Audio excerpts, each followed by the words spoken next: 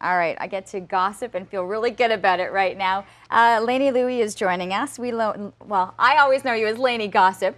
So it's wonderful to see, and congratulations. There's a great article, too, about the presentation that you made last night. This is really, really cool. It's almost like a lecture series, and you are the professor.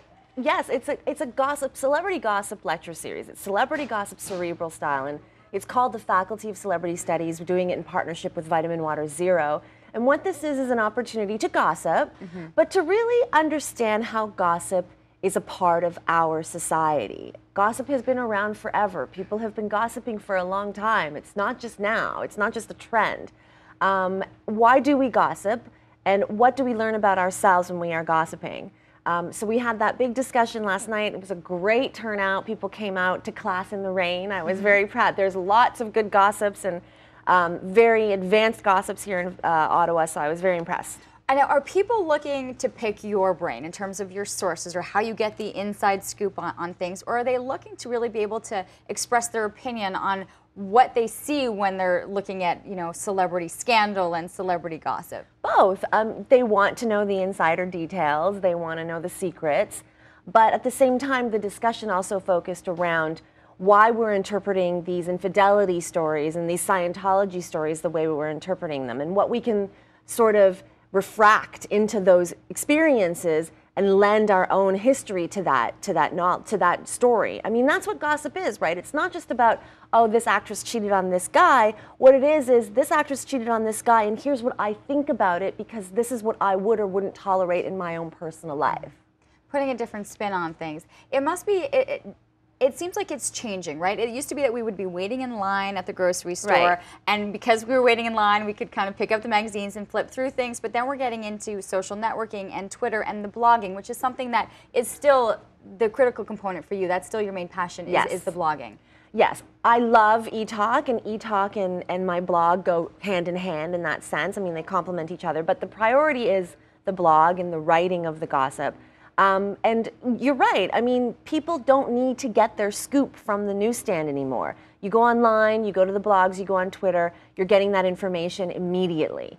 I was lucky to be part of the first wave of that before blogging was ubiquitous. I mean, back in 2004, 2005, nobody really knew what it was. Now, you know, your dog might have a blog. But back then, not everybody did, and I was lucky to be part of that, you know, first wave. Well, it started, right? It was an email to a couple of friends who found your writing quite interesting, and it spread. But is that just also a representation of our society now, that there's just that interest and that voyeurism a little bit as to what's happening in other people's lives? It's just an outlet. I mean, I always say gossip is immortal. So 600 years ago, they were gossiping in the same way about Louis XIV. 2 generations ago was about your politicians, JFK, Marilyn Monroe. Right now, the subject just happens to be celebrities. So we're expressing ourselves in the same way. We're communicating about something we've always communicated about. It's just the subject, you know, the people, the characters are different.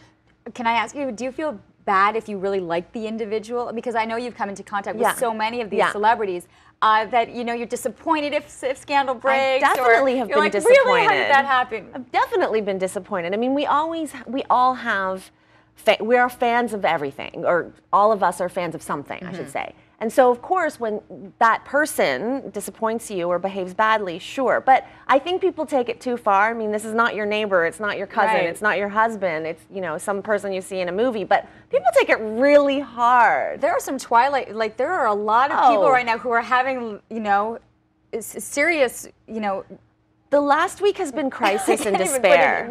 With the crisis and despair. With Robert Pattinson. Some of it is really hysterical. I mean, some of they've created websites of collective suffering. It's like support grouping each other. It's really, I mean, I hate to sound cavalier about it, but I mean, get over it. Like it is. But it does.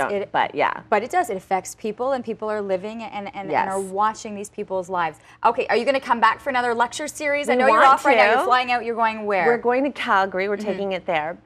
We want to come back, and we had the interest last night, so yeah, we'd love to come. Well, it seems like it was a ton of fun, and it was a very intimate and wonderful setting, and so we'll wait to have you back, and then we'll call you in when we need a little bit of an update on. Thank you, Ottawa. Love you.